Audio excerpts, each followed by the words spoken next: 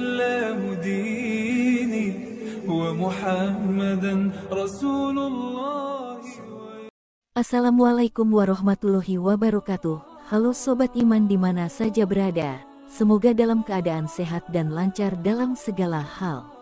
Di video kali ini, kita akan membahas tentang Zainab putri dari Nabi Shallallahu Alaihi Wasallam yang menikah beda agama. Bagaimana kisah cintanya? Simak sampai selesai guys. Ternyata cinta beda agama tidak terjadi di zaman sekarang, namun sudah ada sejak zaman Nabi. Bahkan yang mengalaminya merupakan putri Rasulullah Shallallahu Alaihi Wasallam yang bernama Zainab radhiyallahu anha. Siapa sosok yang dicintai oleh Zainab?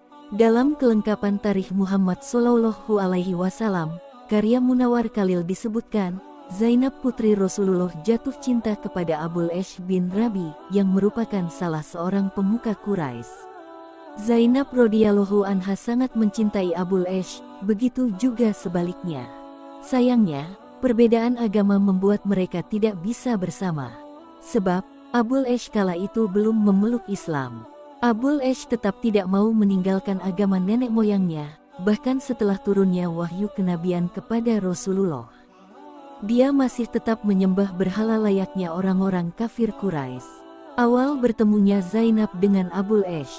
Zainab merupakan putri tertua dari pernikahan Rasulullah dengan Khadijah binti Khuwailid. Zainab lahir saat Rasulullah berusia 30 tahun atau sekitar 23 tahun sebelum beliau hijrah ke Madinah. Zainab menghabiskan masa mudanya dengan membantu dan meringankan tugas ibunya dalam urusan rumah tangga serta mengasuh adik-adiknya. Dari kebiasaan inilah, ia belajar hidup dalam kesabaran dan keteguhan. Sementara itu, Abul Ash bin Rabi, bin Abdil Uzza bin Abdisi Syams bin Abdi Manaf bin Qusay al-Qurashi merupakan pemuda terhormat dengan kekayaan melimpah. Ia merupakan putra Halah bin Khuwailid yang tak lain merupakan saudara Khadijah. Dengan kata lain, Abul Ash merupakan keponakan dari Khadijah. Rasulullah menikahkan Zainab dengan Abul Ash bin Rabi. Seperti halnya Zainab, Abul Ash juga mempunyai status sosial dan nasab terhormat. Setelah wahyu turun kepada Nabi Shallallahu Alaihi Wasallam, Zainab menyatakan diri beriman kepada agama baru yang dibawa ayahnya itu.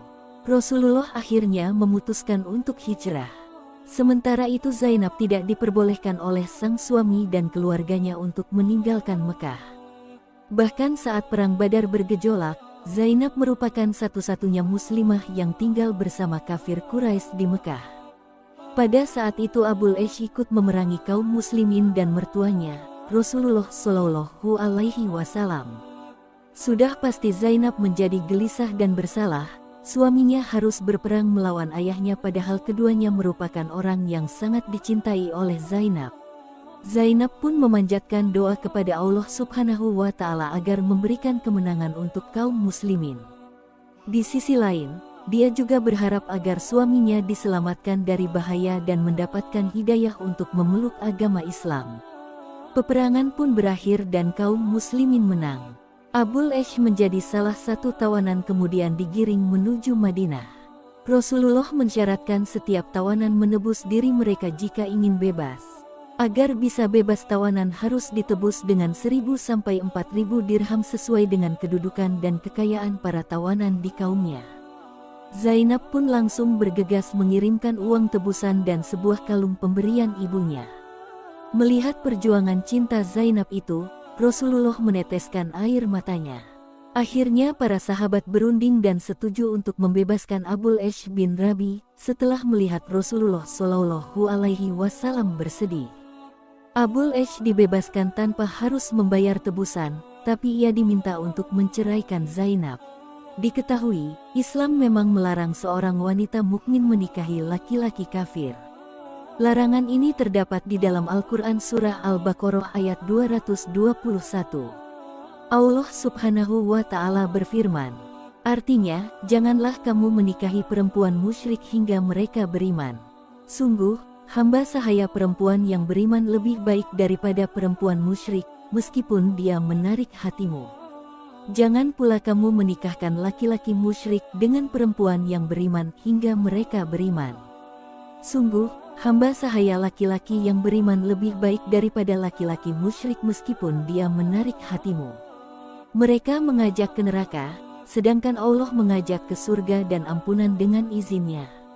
Allah menerangkan ayat-ayatnya kepada manusia agar mereka mengambil pelajaran. Abul Ash akhirnya menyetujui hal tersebut. Ketika kembali ke Mekah, keluarga Abul Ash berkata, "Biarlah engkau menceraikan istrimu itu, dan kami akan mencarikan bagimu gadis yang jauh lebih cantik daripadanya." Abul Ash yang sangat mencintai Zainab pun berkata, "Di suku Quraisy tidak ada gadis yang dapat menandingi istriku." Meskipun sempat tidak diizinkan para penduduk Quraisy, pada akhirnya Abul Ash melepaskan Zainab ke Madinah. Saat di dalam perjalanan, muncullah beberapa orang Quraisy yang kemudian mengganggu unta Zainab sehingga putri Rasulullah tersebut jatuh. Pada saat itu, Zainab tengah mengandung, karena hal tersebut ia harus kehilangan bayinya karena keguguran. Setelah keguguran, Zainab jadi sering sakit dan lukanya sulit untuk diobati. Pada saat itulah, hidayah Allah Subhanahu wa Ta'ala turun kepada Abul Ash sehingga dia pun akhirnya memeluk agama Islam. Pada tahun ke-7 Hijriah, Abul Ash pergi menyusul Zainab, Rasulullah pun menerima menantunya kembali. Abul Ash dan Zainab pun hidup bahagia. Pada hari-hari terakhir hidupnya Zainab ditemani suami tercinta, hingga akhirnya wafat pada tahun ke-8 Hijriah. Nah, demikianlah kisah cinta Zainab putri Rasulullah yang penuh dengan perjuangan. Namun akhirnya kedua pasangan itu dapat hidup bahagia dan dengan keimanan yang sama, menyembah Allah Subhanahu wa Ta'ala. Terima kasih telah menonton video ini. Semoga video kali ini bermanfaat bagi kita semua. Akhirul kalam, wassalamualaikum warahmatullahi wabarakatuh. سبيل الدموع سبيل مريح تنهدى يا صاحي